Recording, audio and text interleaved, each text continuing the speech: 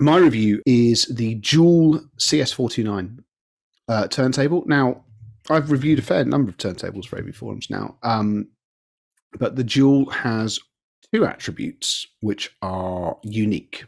The first is that the comments section for this, thank you to all of the people that have commented saying, I had one of these back in the 1980s. It was a joy, tremendously sentimental and rather lovely.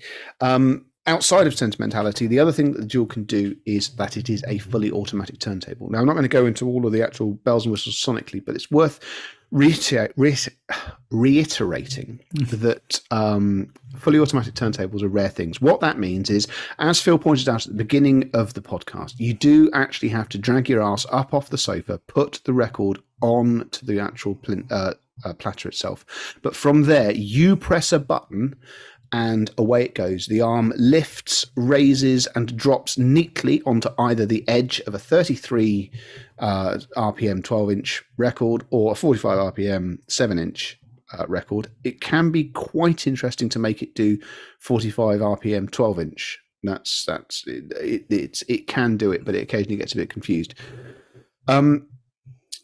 And it's a simple enough thing to describe. And then when the arm gets to the other end, it lifts itself off and it returns back to the ready position. To do this, the dual is manifestly different inside to almost every other turntable we've ever looked at. To make this happen, whereas most of the turntables we look at, even the expensive ones, are fundamentally a solid plinth with a motor acting somewhere, an amount for the arm. The dual is absolutely packed full of machinery. And to be very clear, it's machinery. It's not really an electronic process that gets this arm across or puts it back on again. It's chock full of cogs. It's quite steampunk in its own way.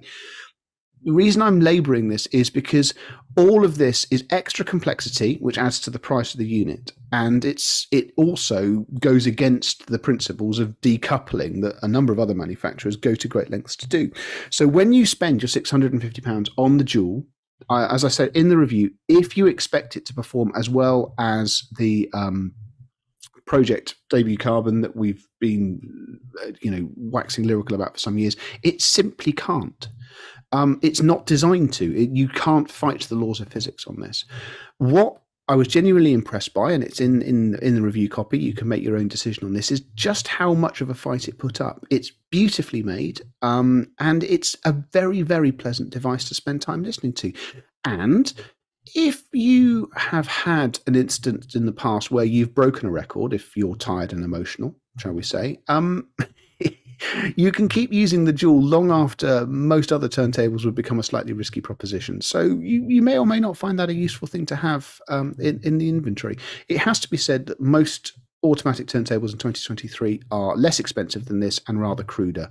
This is a really rather lovely thing. And if you are looking for a turntable that takes the stress out of getting your fragile stylus on and off the record, it's sort of in a class of one. And the relieving thing is that it's in a class of one and it's still quite good.